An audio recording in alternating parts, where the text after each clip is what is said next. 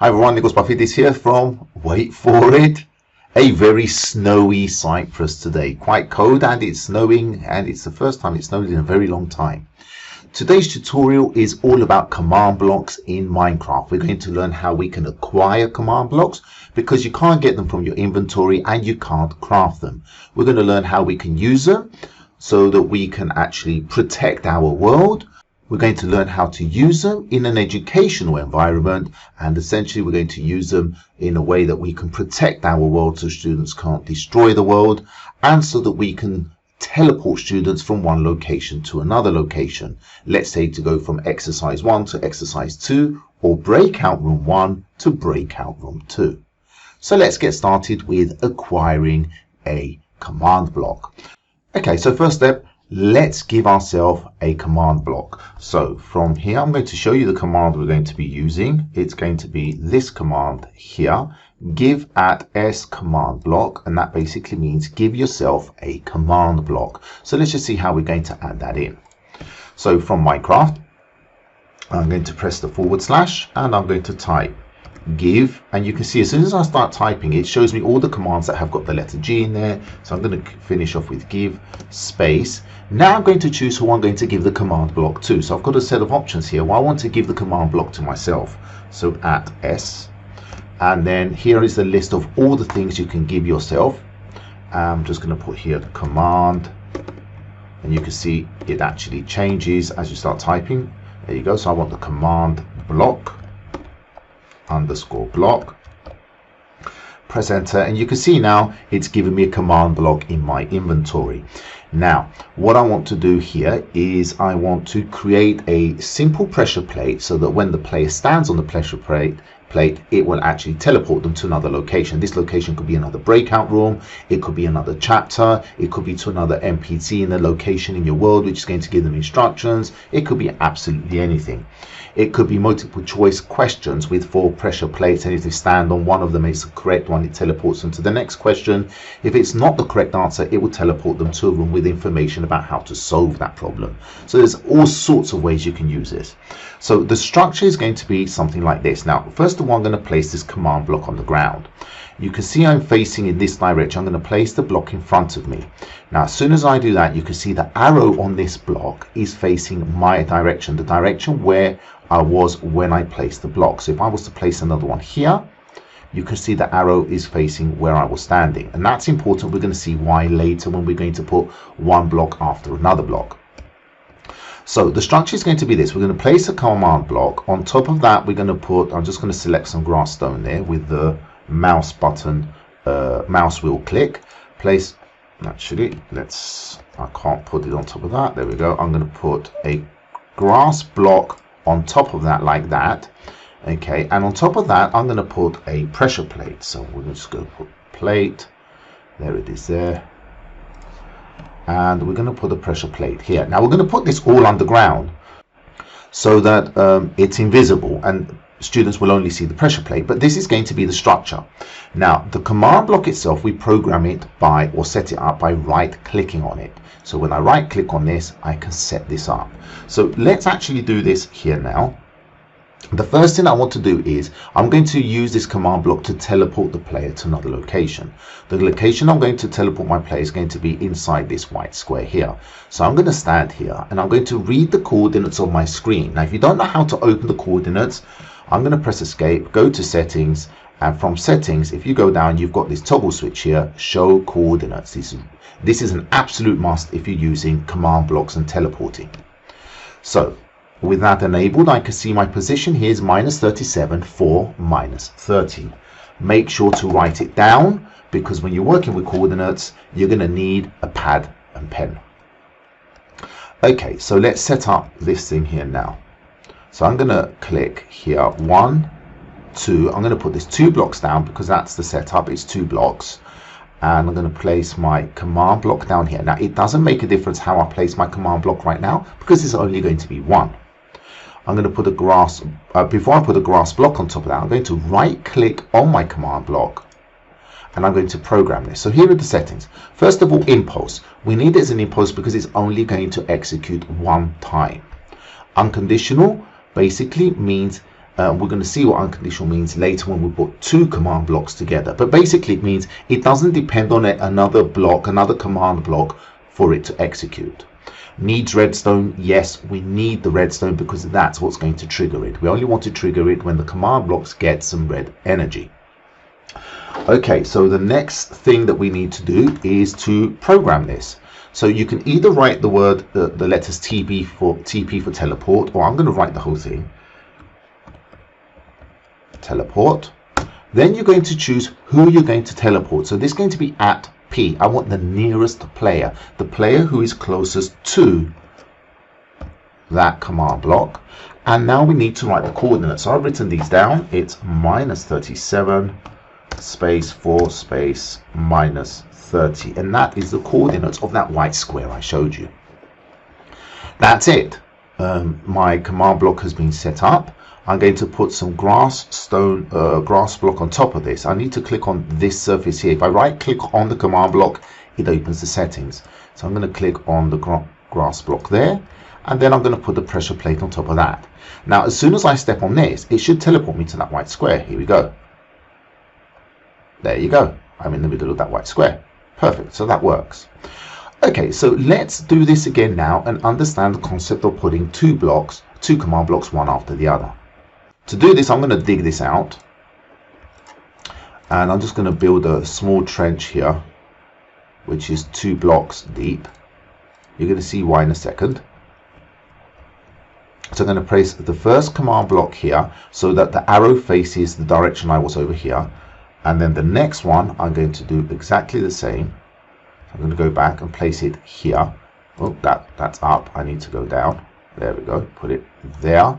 And you can see that this command block feeds into this command block. So next step, I'm going to program this one. It's going to be, again, this time I'm going to use the shortened version, TP at P, so the nearest player, -37 space 4 -30 space -30, and close that. And then this one, what this is going to do, this one's going to be conditional. So if I go back, you can see when it's conditional, can you see the arrow has changed? It's got like this indented part at the back. Okay, whereas this one is straight at the back. This means it's a conditional one. So this one will only execute after this one is executed. So I'm going to right click on that, and I'm going to say, so it's going to give the text command, you have been teleported. And I'm going to close that. And I'm going to put my grass block on top of the first one, my pressure plate, and let's just cover that up. Okay, oops. So let's go step on this pressure plate now. So what it should do, it should teleport me, and then you can see there, you have been teleported.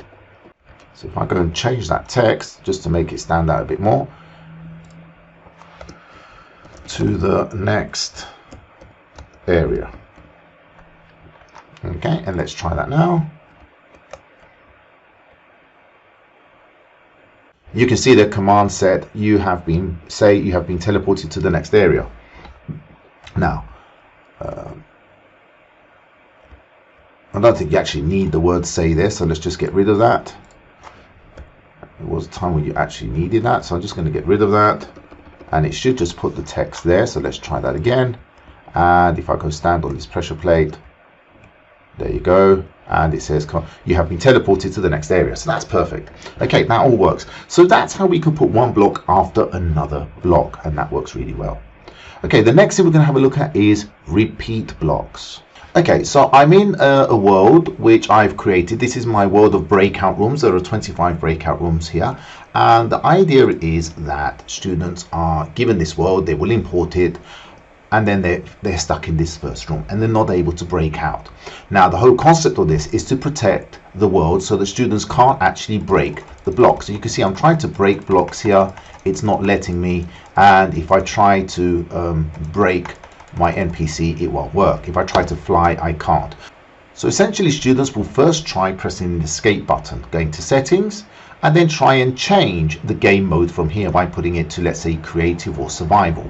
This will not work, and if they do try again, it doesn't work. They can't fly, they can't break, they can't build. Even if they try to add something from their inventory, you can see everything from the inventory is closed.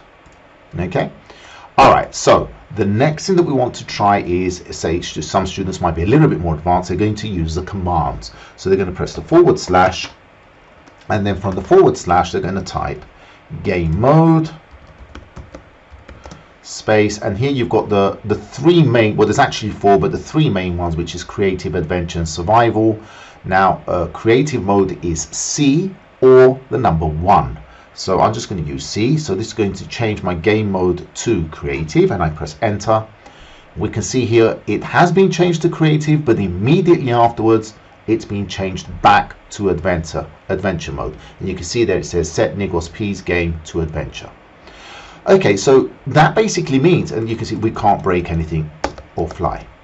That basically means I'm trapped in here as well. So how do I, the teacher, get out of here? Well, unfortunately, there is a slightly easier way and a slightly more difficult way. I'm going to show you both.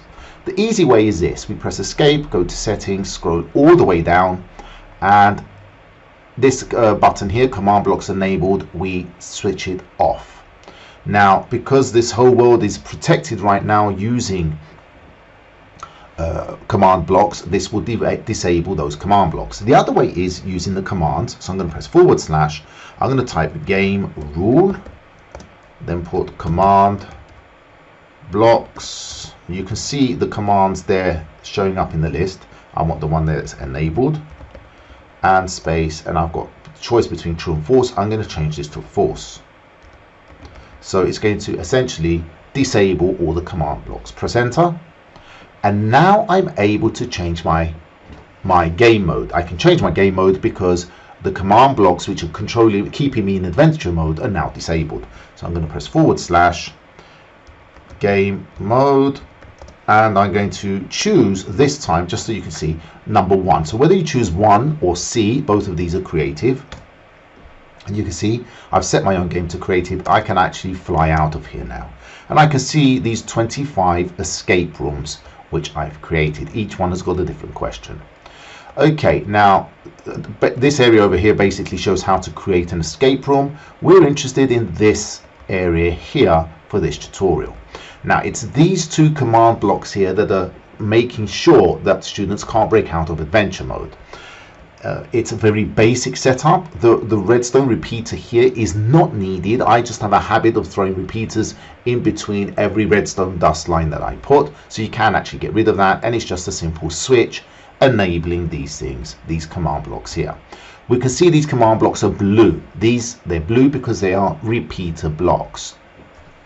Now before I show you how to get a repeater block and set it up, let's have a look and see what's inside here. So if I right click on this, it basically has changed. You can see it's set up as a repeater block.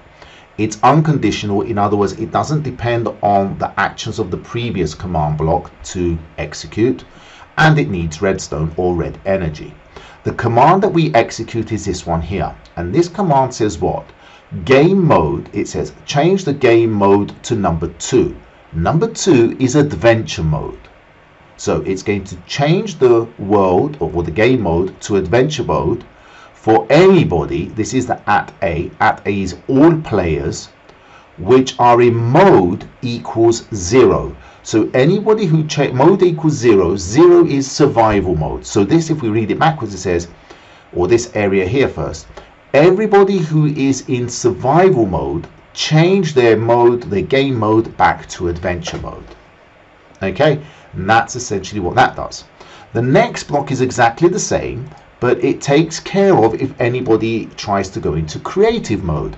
So it says everybody at A, all players which have changed or are in creative mode, in other words mode equals 1, change them to game mode 2, which is adventure mode. So essentially, as soon as somebody changes their game mode to survival mode or creative mode, these command blocks will change it back to adventure mode. Now, how does it know when it does that? Well, it doesn't. The repeater blocks repeat these commands consistently. Every tick in the world. Now, a tick essentially is 0.05 seconds. So every 0.05 seconds, these command blocks are executing these commands here. This one, and then this one. So these commands are actually being executed. So as soon as they change their mode to creative, for example, within 0.05 seconds, it's changed back to adventure mode. So what I did, so that I can essentially break out of there, I've disabled command blocks. Now I can turn this off if I want to, and that will allow me to enable command blocks. And why would I want to do that? Because these are off, it's not going to change my mode back to adventure mode. And I can go to my escape rooms and go and change, for example, the coordinates down here if I want to teleport them somewhere else, or if I want to test my world and make sure these are working.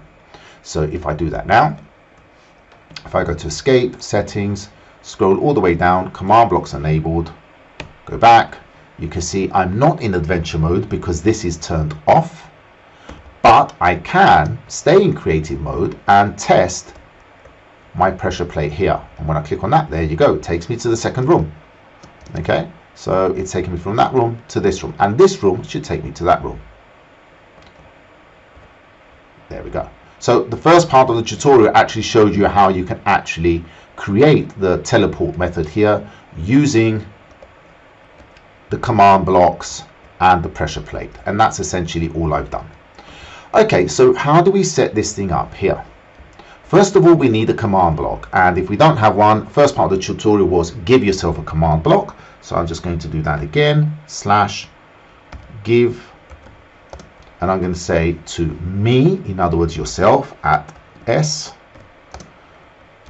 command block, is it with a space or underscore command block?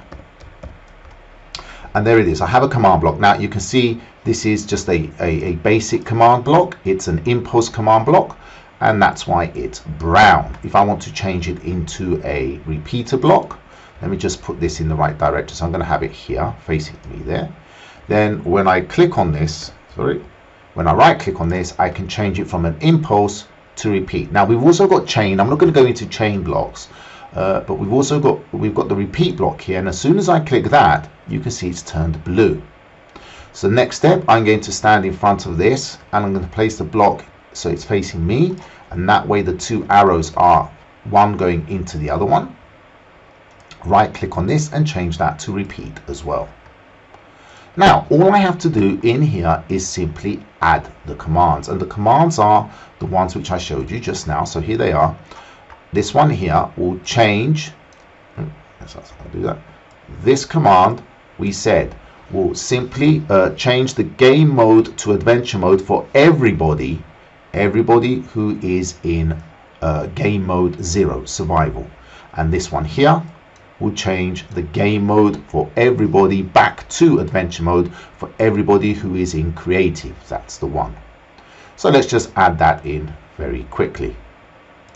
You don't need the command lines because this is in a text box. So I'm just going to type here game mode 2 at, and I want for all players, so A, and then I need to put square brackets m equals 0. So this is in case anybody changes their mode to survival mode. Let's just check that.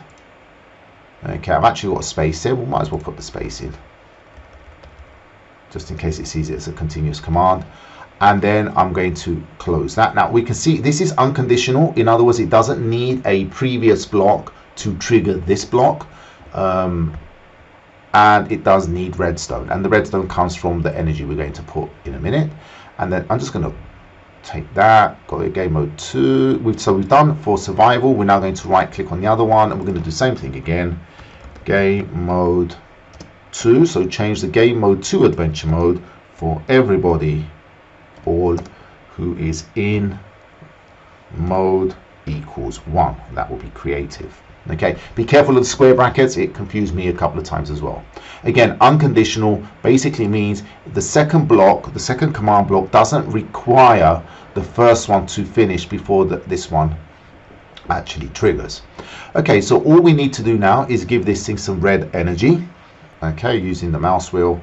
And I'm going to put some dust here, and I'm just going to go copy that lever and put this lever here. Now as soon as I turn this on, because my command blocks are enabled, you can see automatically my mode has changed to adventure mode, and that's because these command blocks are now executed. And if I try to change my game mode, so /, I'm going to use the up arrow to find, there you go, change to creative mode, it will change and then change me back again immediately. So that's a fantastic way to protect your world. I'm going to show you one more thing, a small little tip here again.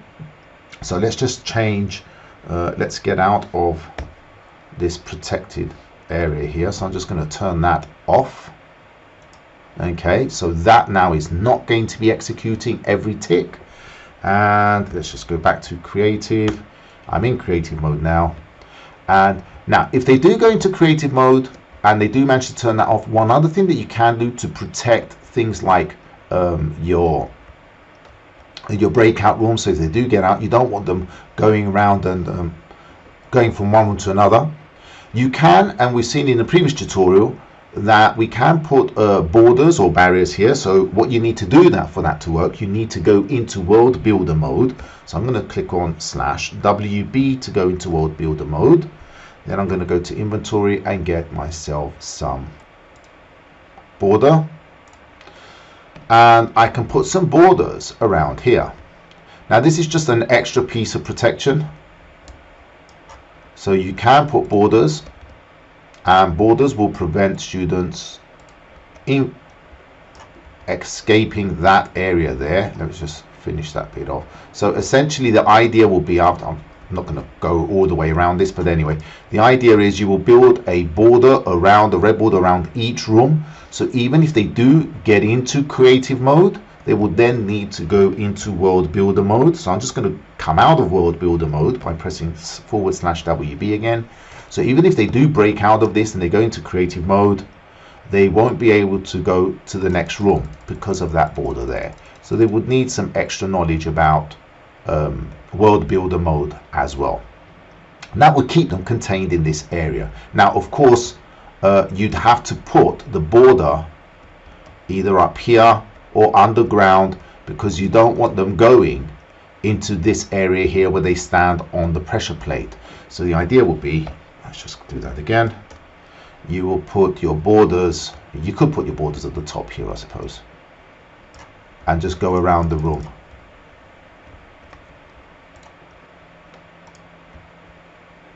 So you could do that as well. I tend to put these underground. The reason you would do that is because once they are in WB, so once they are in creative mode, you don't want them to be able to go into that room there and land on that pressure plate to take them into the other room and cheat. Okay, so that is an extra level of protection. Now, I prefer putting these red borders underground. It just makes them less obvious. You do get the little red fairy dust flying up, but it does make them less obvious, and it makes them have to think a little bit more about getting out of this room. So anyway, that's command blocks and how you can use borders as well as an extra level of protection to protect your worlds. I hope you enjoyed this tutorial. There are so many uses for command blocks. It can be teleporting from one breakout room to another breakout room. It could be a treasure hunt, so they would actually find let's say coordinates from an answer, go find something, and then it will teleport them to another area in the world. It could be absolutely anything. It could be multiple choice questions, which I've got another tutorial I'm going to go over. You can find that in the playlist as well, how you can make multiple choice answer sheets. Those are fantastic. Your imagination is the limit. So if you've learned something new, if you've enjoyed this video, you want to be updated with any new videos that I post, make sure you like and make sure you subscribe, and I'll see you again in the next video. Take care. Bye-bye.